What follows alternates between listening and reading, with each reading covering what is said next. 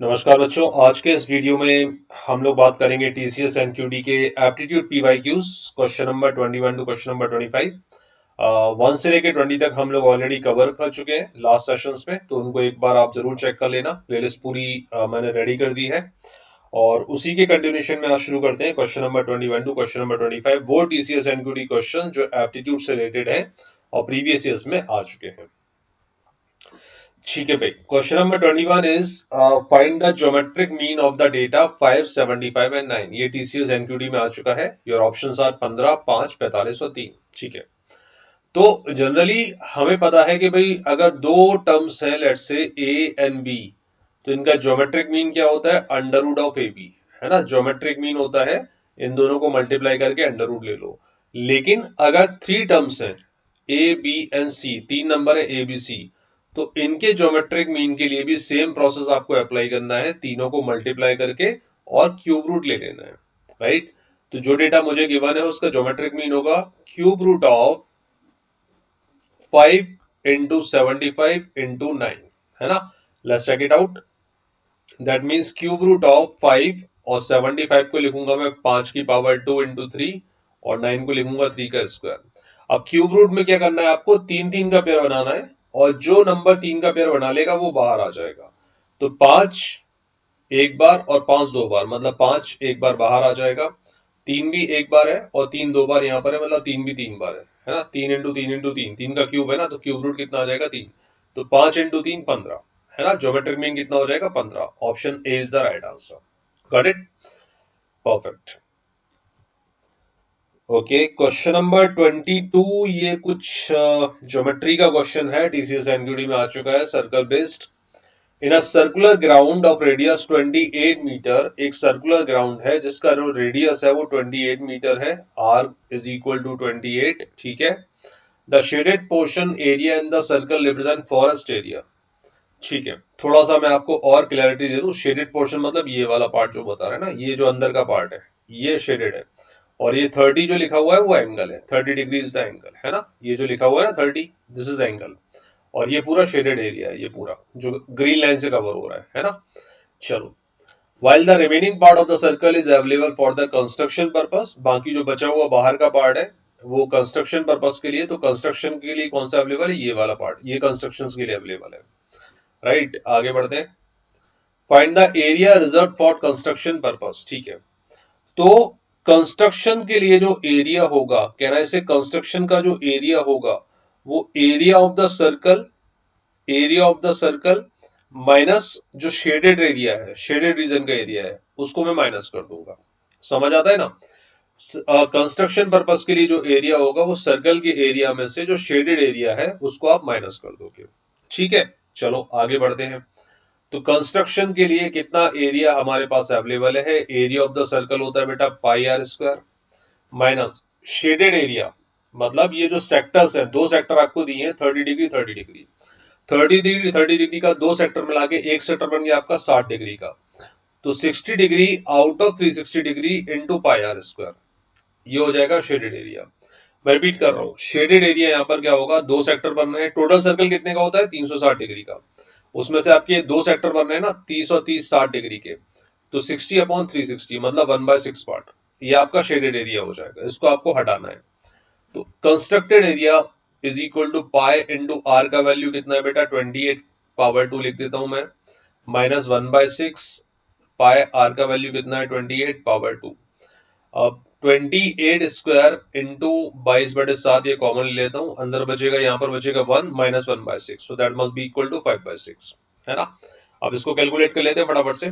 So what we are getting is 28 into 28 into 22/7 into 5/6।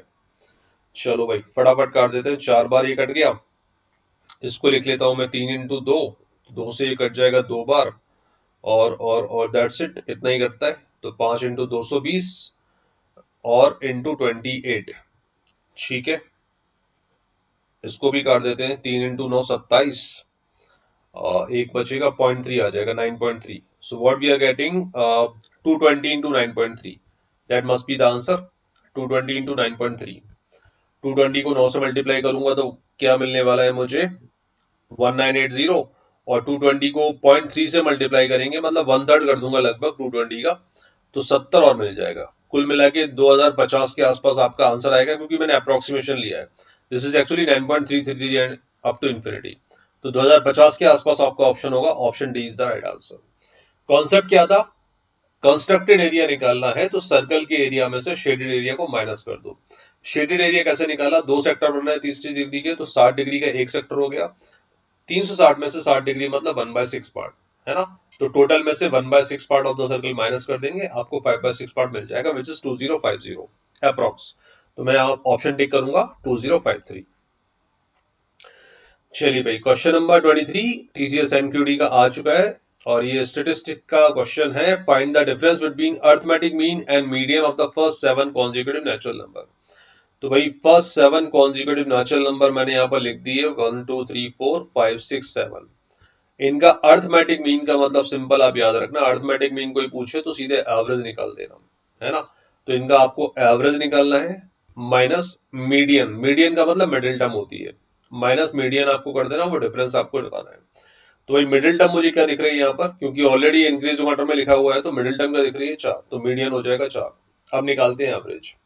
Average निकालने के लिए आप क्या करोगे, सारे नंबर्स को ऐड करोगे डिवाइडेड बाय 7, क्योंकि 7 काउंट है टोटल का। या फिर अगर आपकी सीरीज अर्थमेटिक प्रोग्रेशन में है, मतलब हर एक टर्म के बीच का डिफरेंस सेम है, तो अर्थमेटिक मीन होता है बेटा first term plus last term divided by 2। First term plus last term divided by 2 कब लगाना है, ये अप्लाई करना है जब सीरीज आपकी एपी में है, मतलब हर एक टर्म के बीच का डिफरेंस सेम है, केवल तभी, है ना? अदरवाइज आप ये भी कर सकते हो, सारे नंबर्स को ऐड करके डिवाइडेड बाय 7। तो first term plus last term divided by 2, so that must be equal to 4 minus 4, answer आ जाएगा 0। Option D is the right answer. Got it? Perfect. Question number 24, quartile deviation का ये question है, again from statistics, TCS NQT में आ चुका है। Find the quartile deviation of the observation 16 2 8 24 4 32 18। तो क्वार्टाइल डेविएशन का अगर बात की जाती है, तो क्वार्टाइल डेविएशन बेटा वो डेविएशन होता है जो किसी सीरीज को क्वार्टर में डिवाइड कर देता है, 4 पार्ट में डिवाइड कर देता है ना? तो बेसिकली 3 क्वार्टर होते हैं, क्वार्टर 1, क्वार्टर 2, क्वार्टर 3, 3 क्वार्टर में डिवाइड कर देता है। I am sorry, quarter deviation मतलब 3 क्वार्टर में डिवाइड कर देता है किसी भी सीरीज को, वो डेविएशन क्वार्टर 1, क्वार्टर 2, क्वार्टर 3, है ना? इन क्वार्टर में से जब आप ये क्वार्टर निकाल लेंगे, तो क्वार्टर डेविएशन जो होता है ना, वो होता है क्वार्टर 3 माइनस क्वार्टर 1 अपॉन 2, है ना?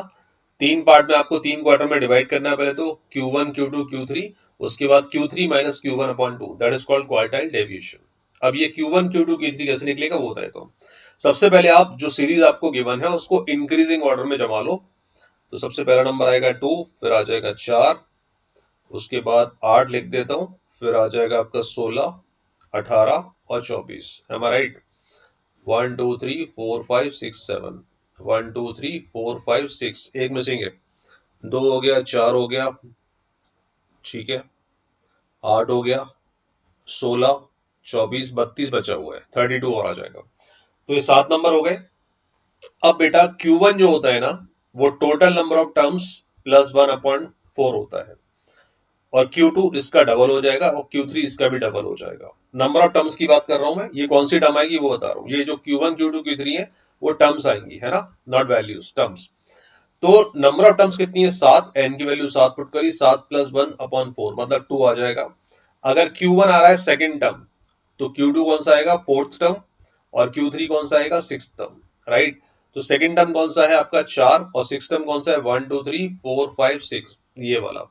और क्वार्टर डेविएशन क्या कहता है? Q3 माइनस Q1 अपॉन 2, तो 24 minus 4 upon 2, so that must be equal to 20 upon 2। Option D is the right answer. ठीक है, option D is the right answer. Perfect. Question number 25 TCS NQT, और ये फिर से डेविएशन का question है, मतलब अच्छा खासा रोल अदा किया है स्टेटिस्टिक्स में। The standard deviation of a series of n observations is sigma. If each observation is multiplied by 12, the respective ratio of the standard deviation and the variance. ठीक है, तो पहले तो मैं आपको बता दूं, जो वेरिएंस होता है ना बेटा, जो वेरिएंस होता है वो स्टैंडर्ड डेविएशन का स्क्वायर होता है। वेरिएंस का मतलब स्टैंडर्ड डेविएशन का स्क्वायर। और एक चीज और याद रखना, अगर वैल्यूज चेंज होती हैं सेम कांस्टेंट से मल्टीप्लाई होता है वैल्यू, सारी वैल्यूज का, तो स्टैंडर्ड डेविएशन में भी उसी से मल्टीप्लाई हो जाता है। मतलब आपके पास कुछ ऑब्जर्वेशन है, आपने सारे ऑब्जर्वेशन में के से मल्टीप्लाई कर दिया, तो आपका जो स्टैंडर्ड डेविएशन है वो भी के से मल्टीप्लाई हो जाता है ना। दो चीजें ये याद रखते हैं दिमाग में, उसके बाद सॉल्व करते हैं। ईच मान लो स्टैंडर्ड डेविएशन है आपका सिग्मा इनिशियली, है ना। If each observation is multiply by 12, तो आपका जो सिग्मा होगा वो अब कितना हो जाएगा, 12 सिग्मा, 12 सिग्मा। तो ये आपका न्यू स्टैंडर्ड डेविएशन आ गया। उसके बाद आगे बढ़ते हैं, the respective ratio of the standard deviation and the variance. ठीक है, वेरिएंस क्या होगा यहाँ पर, इस केस में स्टैंडर्ड डेविएशन की पावर 2, मतलब 144 सिग्मा स्क्वायर, और इन दोनों का हमें रेशियो निकालना है। तो हमें क्या करना है, 12 sigma divided by 144 sigma power 2, ये कैंसिल आउट हो गया वन टाइम, 12 बार ये कट गया, तो रेशियो आ जाएगा 1/12, 1/12 सिग्मा। 1/12 सिग्मा मतलब B option is the right answer. ठीक है, चलो बेहतरीन। तो ये थे कुछ क्वेश्चन जो टीसीएस एनक्यूडी में एप्टीट्यूड पार्ट में आ चुके हैं। इसी तरह के कुछ और शानदार क्वेश्चंस लेकर हम मिलेंगे नेक्स्ट वीडियो में। तब तक के लिए thank you very much, God bless you, bye bye, take care. और कुछ बच्चों के मैसेज आए थे कि सर नंबर ऑफ क्वेश्चंस 5 है, इनको थोड़ा सा बढ़ाते हैं। तो नेक्स्ट वीडियोस में मैं कोशिश करूंगा कि आपको कम से कम 25 क्वेश्चंस प्रैक्टिस करवाने की कोशिश करूं, है ना। चलिए मिलते हैं नेक्स्ट वीडियो में, तब तक के लिए thank you very much, God bless you, bye bye, take care.